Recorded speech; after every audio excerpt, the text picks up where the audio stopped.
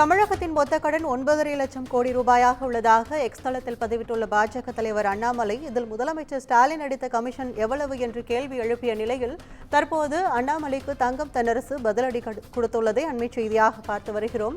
தமிழ்நாட்டின் மீது உண்மையிலேயே அண்ணாமலைக்கு அக்கறை இருந்தால் நிதியை பெற்று தரட்டும் எனவும் தங்கம் தென்னரசு தெரிவித்துள்ளார். கூடுதல் விவரங்களை செய்தியாளர் சிவகுமார் வழங்க கேட்கலாம். வணக்கம் சிவகுமார், கூடுதல் விவரங்கள்.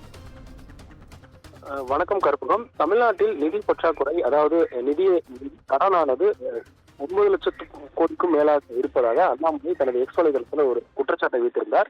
இந்த குற்றச்சாட்டுக்கு பதில் கூறும் வகையில நிதி அமைச்சர் திரு தங்கம் தென்னரசு அவர்கள் தனது எக்ஸ் வலைதளத்தில் ஒரு பதிவை பதிவிட்டிருக்கிறார்.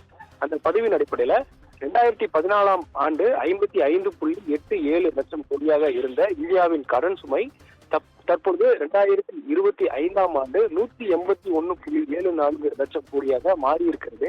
அப்படி என்றால் நீங்கள் எவ்வளவு கூடி அடித்த கமிஷன் எவ்வளவு என்ற ஒரு கேள்வியை கேட்டிருக்கிறார். மேற்கொண்டு தமிழ்நாட்டின் மீது உண்மையில் உங்களுக்கு அக்கறை இருந்தால் உங்கள் கட்சியின் அமைச்சர்களிடம் கேட்டு தமிழகத்திற்கு நிலுவையில் இருக்கக்கூடிய கல்வி, 100 நாள் வேலை திட்டம் உள்ளிட்டவற்றுக்கான நிதியை பெற்றுத்தாருங்கள் என்ற ஒரு கேள்வி எழுப்பியிருக்கிறார். மேற்கொண்டு கடந்த 3 ஆண்டுகளில் தமிழ்நாடு முதலமைச்சர் மு.க. ஸ்டாலின் அவர்களின் தலைமையிலான தமிழ்நாடு ஆட்சியில தமிழ்நாடு அடைந்திருக்கும் வளர்ச்சியை மத்திய அரசின் பொருளாதார அறிக்கையில் 2025 பொருளாதார அறிக்கையானது பாராட்டி இருக்கக்கூடிய நிலையில சமூக வலைதளங்கள்ல அவதூறு மட்டுமே பரப்புவது உங்களின் அரசியல் முதிர்ச்சிக்கான போதாமையே காட்டுகிறதாகவும் இதில் தவறு ஏதும் இல்லை என்றும் ஒரு கருத்தை பதிவிட்டிருக்கிறார். அந்த வகையில அண்ணாமலையுடைய குற்றச்சாட்டிற்கு தனது எக்ஸ் வலைதளத்துல திரு நிதி அமைச்சராக இருக்கக்கூடிய தங்கம் தென்னரசு ஒரு பதிலை கூறியிருக்கிறார். அதான் நம்ம பார்த்துட்டு இருக்கோம்.